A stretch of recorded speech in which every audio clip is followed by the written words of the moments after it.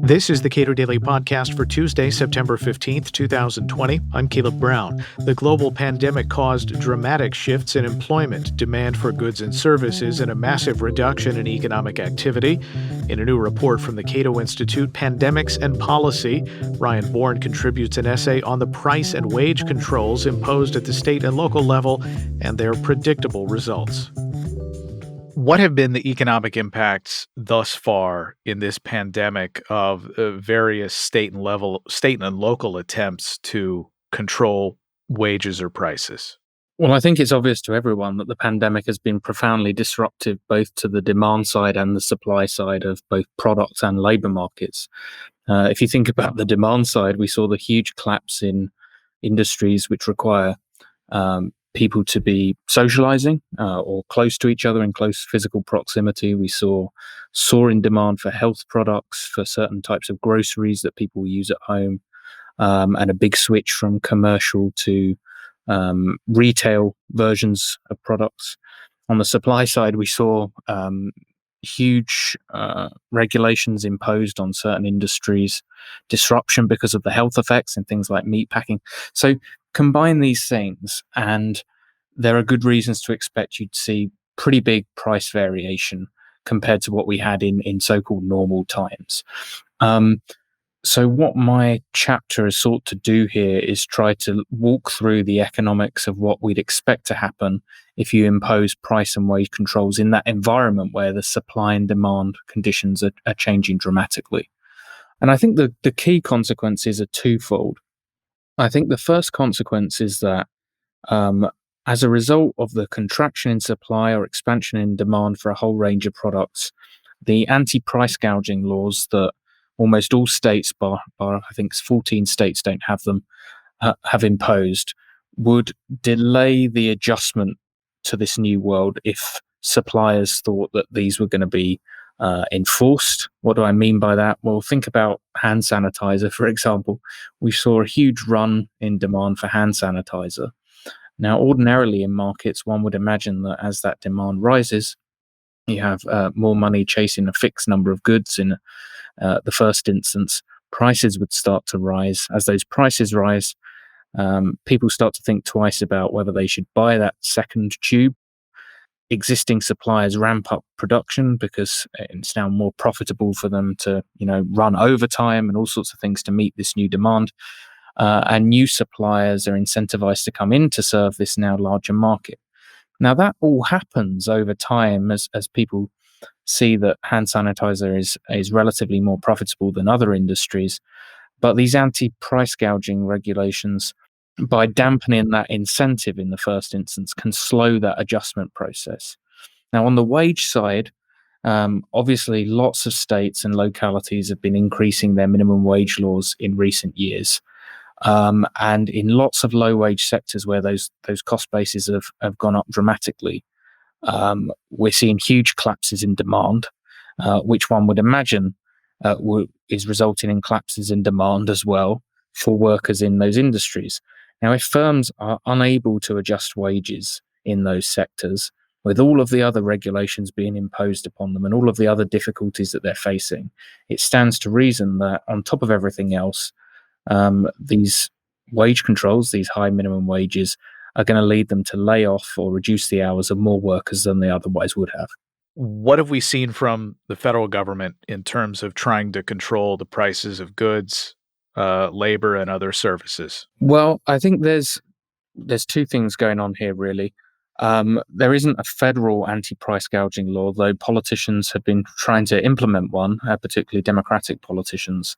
In the House, we saw Gerald Nadler and a bunch of his colleagues try to introduce a federal statute that would have imposed price controls such that firms wouldn't have been able to increase prices which grossly exceed prices 90 days up to the 31st of January, or compared with last year, or compared with their competitors. So quite a broad-ranging law. And in the Senate, the now vice presidential candidate Kamala Harris and Elizabeth Warren tried to introduce a law which would, in essence, have rolled out California's approach to the whole country, the Californication of the whole US, which would have capped price rises during emergencies at a maximum of 10%.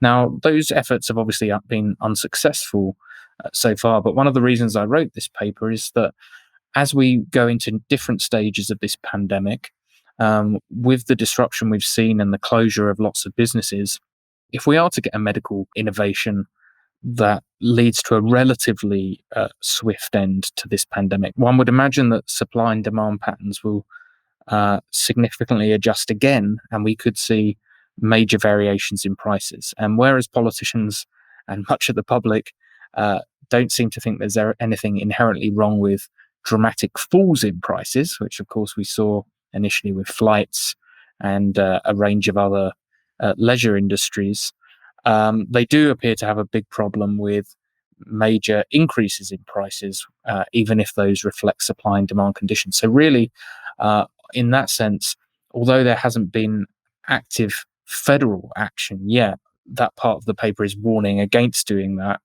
if we are to see major price variations as a result of changes in supply and demand patterns in future. There is this natural abhorrence to prices for essential goods going way up during some sort of emergency. And I understand that.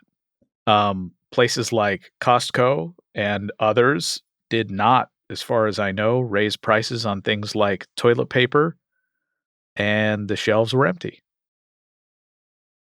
Yeah, that's certainly right. And I remember walking into a CVS in those early months of the pandemic in late March, and a whole shelf of completely empty where hand sanitizers used to be, with a little price sticker below it saying buy one, get one half price. And there seemed to be no awareness on the part of the company that that pricing strategy might have contributed to the quick emptying of the stores. Right, but It's companies that are doing that, they'd rather be out of a product than project that they're trying to stiff you. That's right. And certainly some profit maximizing firms, they look through the potential to earn more profits on this because they recognize that consumers consider major price rises during emergencies abhorrent. And that's a natural thing for them to do. So, Walmart, for example, when there's hurricanes or emergencies in regard to kind of natural disasters, they don't tend to raise prices. And what they do is divert a lot of the supply that they have to the affected area and seek to just serve the demand at ordinary prices. And they're able to do that, and they're able to absorb it into their profit margin. Um, the difficulty in this regard, though, is that this isn't a localized issue, this is a national issue. So it's much more difficult to do that. And so when major firms that do have reputational concerns, do avoid raising prices, it's incumbent on, or what you tend to see is the pressure then pushed into kind of other parts of the sector. So we did see major price rises for hand sanitizer, for toilet paper, and a whole range of other things on certain online sellers and websites.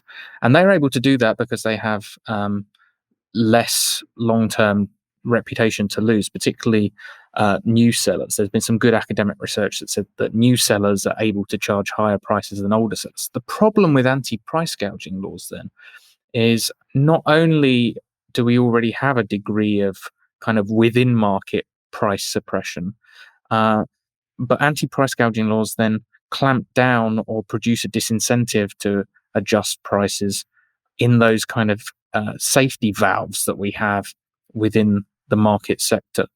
And if you then deter smaller businesses or new online sellers from serving demands at prices people are willing to pay, you create much more of a problem in terms of disincentivizing new supply. So as a result, we get sustained shortages throughout the market. In a time of sort of dramatic shifts in employment in both directions in the last few months, first a massive decline in employment, and then, depending on how you look at it, either a dead cat bounce of employment, people coming back into working, or maybe this is a longer term trend. Many states have proceeded apace with their plans to raise the minimum wage, even as workers are out of work and really, really seeking work, and employers are having a more difficult time relatively keeping the lights on. Yeah, so in recent years, we've seen quite dramatic increases in the minimum wage at the state and local level. Of course, some of the jurisdictions most affected by COVID-19 have very, very high local wage floors. New York City, for example, and half of other states, I believe, have raised their wage rates in the past 3 years. And it's not always the case that you should dramatically adjust all policies just around what's happening in an emergency situation. But I do think that those past increases in the minimum wage are likely to be more damaging during this emergency time. Now, why is that? Well, as you say, demand and supply patterns have changed dramatically, and one would imagine that would affect the demand and supply for labor as well. We saw, for example, companies like Amazon and supermarkets increasing their wages at the start of this pandemic as demand for their products went through the roof. And in the same vein, industries in which demand has collapsed and there's been a sustained depression, one would imagine that if firms were free to adjust wages, then that effect would outweigh any effect of workers being less willing to work in the sectors because of the risks of catching COVID, and market wages would fall. Now, the reason I think that past minimum wages could have quite a big impact during this pandemic is twofold, really.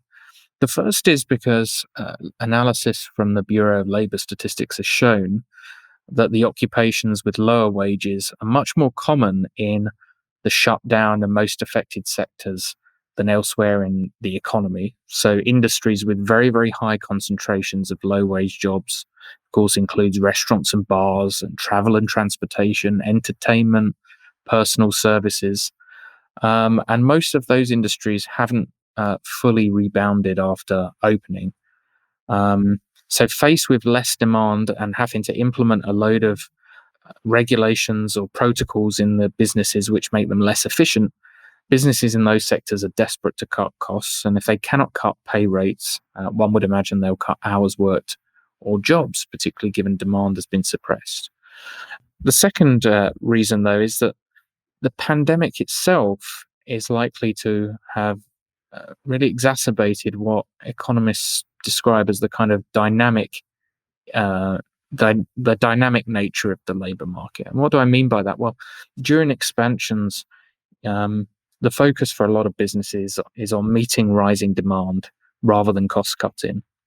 And that means some of the older, kind of lower skilled, less labor intensive businesses survive and try to maintain workers because of growing demand, despite the pressures of rising minimum wage rates, which affect their cost base.